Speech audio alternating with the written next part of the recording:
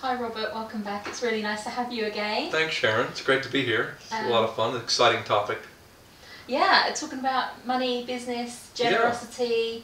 I think it's a really good topic to talk about because we've got a lot of practitioners in our membership area, and obviously most of them run their own business. Yeah. And I know that when, I've been in the industry for 20 years, and when I first started out I was in that lack mentality and I wouldn't share my clients out because I thought if I passed them over to the chiropractor that they probably wouldn't come back to me. And what I've realised over the years is the more that we share, the more that we give, the more that we get back and the more referrals we get. So I think it's really vital for us as practitioners to start thinking that way, start thinking in a generous mindset, because then when we attract more to us, more positive things to us. Absolutely. And like yourself, Sharon, I've been in business a long time in the personal development alternative field, in which so many of your viewers are involved with. So it's a very exciting field, but it's changed so dramatically. This is my 27th year. And I think that one of the keys, a lot of the people who started off as some kind of practitioner or workshop leader, when I go back to Southern California from 27 years ago, 90% of them are gone. And I think one of the keys for longevity in business is what you said, generosity. And we talked a few minutes ago, when we were chatting before, that I can remember this beginning in America with Benjamin Franklin. He believed that he was probably the greatest statesman in American history, and he started the Chamber of Commerce. As you know, has spread worldwide, and it's a wonderful organization where business owners get together and they share ideas, and they build each other's profile, and they share clientele, customers, and so forth, and it just helps you grow. And so this is an age that we're on the internet, is that like, just as you and I do, with between each other, and with many other practitioners, we share the clients, and it gives everyone more exposure. And there's a synergy because no one has all the ideas. There's no one modality that fixes everything. So people need exposure to lots of great information. And so I think this idea is that there's enough for everyone is really so important in preserving cash flow. Because if you're going to be in business, you're in business to serve. But if you can't pay the bills and you're stressing out, then you can't really give people your best. You're going to be anxious. You're going to be losing sleep. And you start working harder. And you have that desperation. And then eventually everyone you're involved with picks up on it. And so this is why I feel as though most of the people that started way back when, they're gone now, because back then personal development or alternative fields were a bit scary for mainstream people. But now we have people from the mainstream, Western medicine and psychology, pouring into what we're doing, and it's just so exciting. And so I think people that are starting out or people who have been in business for a while, just sometimes we forget what makes us successful and come back to those fundamentals of sharing, of generosity, and having total faith in the unknown. Because sometimes you forget. I fill a workshop and you think, oh God, where will I have a room full of people, where will the next room full of people come from? That's when you just have to let go. Because they always come back. Yeah. You've always got a room full of people. I always got a room full of people, but it's just that little Robert gets scared. And how can I sustain this after all these years? There's so many people in Sydney running workshops, and how am I going to do this again? But it's just, you let go of that, and you get out of the way, and you're not attached, and the next thing you know, people are referring. You stay in that place of generosity, and even doing little things, I think, in generosity are important. Like, if you can afford it, pay for a friend's lunch or breakfast or dinner, because it makes you feel good. You get as much as your friend does. They appreciate that you bought them a coffee or a meal, and then your self-esteem goes up. So I think this constant mode of generosity, as opposed to fear, raises our profile, raises our self-esteem, and allows the floodgates of abundance to come to us. it's so true, it raises our vibration, doesn't it? And when we're in that vibration of generosity, we're on a higher vibration, and we're going to then attract people that are on that same vibration.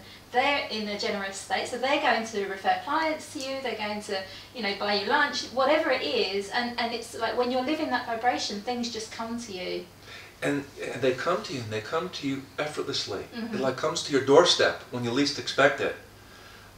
Someone shows up, like, you know, you and I manifested an expert cameraman today who just happened to be in the neighborhood, who showed up, and you know, he knows much more about videoing. One of the things that you, one of your philosophies is over-delivering. Yeah. So how do you do that? Well, there used to be a saying in business that still many people use that I think is valid, is under-promise and over-deliver. Tell people what they're going to get and give them what they're going to get, and then give more. But I think if you want your business to go to 5-star, you've got to over-promise and over-deliver. You have to promise more than what they're going to get somewhere else. Mm-hmm. And because I know that you do that all the time. I've been to your courses, you do free weekends. Yes. Like a whole weekend. Like I don't know that many therapists out there that give whole weekends of their time. And you do that for roomfuls of people on a regular basis. They do. And it's a beautiful thing to see. Because there's a lot of people who might not be able to afford your services, but you're still giving them a lot of great information. So this is why I say I want to promise to the public an excellent workshop on relationships. It's free to them. They can come bring as many friends as they want. And many of the people want to go on and take some of my advanced programs. But there's a lot of people who can't for one reason or another. And that's okay. Mm-hmm. So in that sense, this is where I'm over-promising, because I'm not attached to whether they move on or not. Mm-hmm. Which is a nice position to be in. But when you've been in business 27 years and you've been giving a service that people like, then you get to that position where you can do it. Mm-hmm. And then the ones that come on, they get to do some of the more exciting, advanced things that I do. But even the ones who don't move on, they refer friends to me. Mm-hmm. So it's like I'm over-promising, over-delivering, and people appreciate it. Because I'm constantly I'll bump into people and here and there. And I'll get emails from people saying, oh, I met someone, and that kind of thing. Mm-hmm. And thanks for the workshop. I cleared something at your workshop a year ago, and I just met someone now. So to me, it just makes my day. Mm-hmm. And it gives me a feeling of, yes, this is my life's purpose. I'm doing the right thing. Mm-hmm. And I know that I'm over-promising and over-delivering, giving more than what they ask for, and so on and so forth. Yeah. So if we're looking at the practitioners that might be listening to this now, what would you say to help them get into the mindset of over-delivering, under-promising, over-delivering? If they're in a place of lack right now and there's not enough to go around, what simple things can they do to change their mindset, to raise their vibrations, to be able to get into that? I would suggest that whether you've been in business for over 20 years like me, or whether you're just starting out, because you would have both, right? Keep a generosity and gratitude log, and just keep writing down every single day all the ways that you can help other people selflessly, and how much you appreciate them, whether it's a client or a friend. Meet a friend for coffee and focus for an hour how you can help them with their business. Mm-hmm. Now you might say, but you're so worried about your own business. Focus on them. Focus on the outflow. Don't worry about the inflow. Mm-hmm. Let spirit take care of that. Let the divine take care of that. Let good karma take care of that, or whatever your beliefs are. Mm-hmm.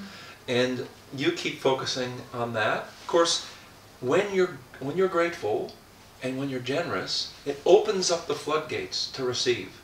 So we want to stay grounded in that, mm-hmm. in the feminine, have a heart open, and say, just thank the divine for everything that you have every day. I appreciate it.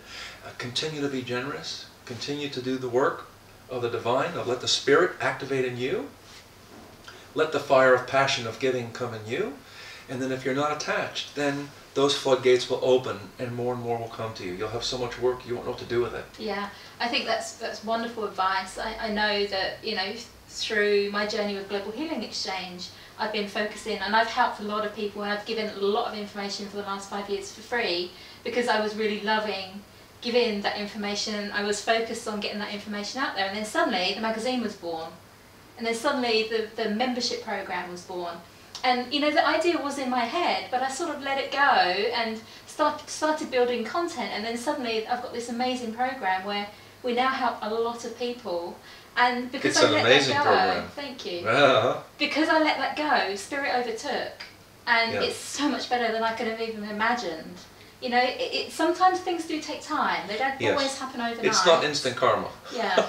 Sometimes we wish. Like, Yeah. patience is one of the things that I've been working on. But if you do keep focusing on your goal, and you know, you do it with an open heart and you attract the right people, it will happen.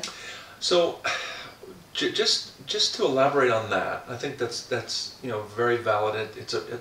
It's brilliant because it's happened to you, and you can share that. I could feel your excitement jumping out of your skin with that.